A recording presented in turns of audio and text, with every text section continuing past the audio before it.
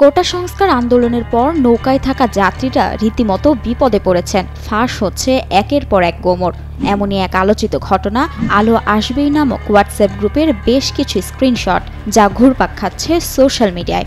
জনসাধারণের পাশাপাশি এ নিয়ে আওয়াজ তুলেছেন ঢালিউডের আলোচিত নায়িকা পরীমনি।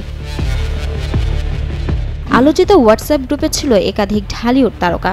নামের তালিকা বেশ লম্বা। গ্রুপটির সদস্য ছিলেন রিয়াজ, ফেরদৌস, সোহানা সাবা, অরুণা বিশ্বাস সহ শোবিজের আরও বেশ কয়েকজন। বৈষম্য বিরোধী আন্দোলনের বিরুদ্ধে লড়াই চালানোর লক্ষ্যে সাবেক তথ্য প্রতিমন্ত্রী আরাফাত এবং সংসদ সদস্য ফেরদৌসের নেতৃত্বে আলো আসবেই নামের ওই হোয়াটসঅ্যাপ গ্রুপ খোলা হয়। সেখানে নির্দ্বিধায় গায়ে কাটা দেবার মতো মন্তব্য করেছেন এই তারকারা।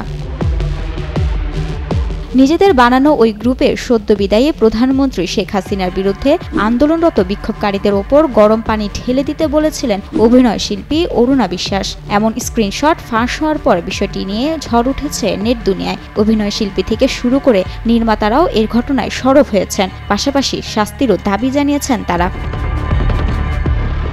অরুণা বিশ্বাসের মন্তব্যের উপর ভিত্তি করে প্রকাশিত একটি সংবাদ শেয়ার করেন পরীমনি। ক্যাপশনে লেখেন, অমানুষ, হিংস্র, লোভী, এত হিংসা নিয়ে কখনোই শিল্পী পরিচয় বহন করতে পারবেন না আপনি। ঠিক আপনাকে, থু।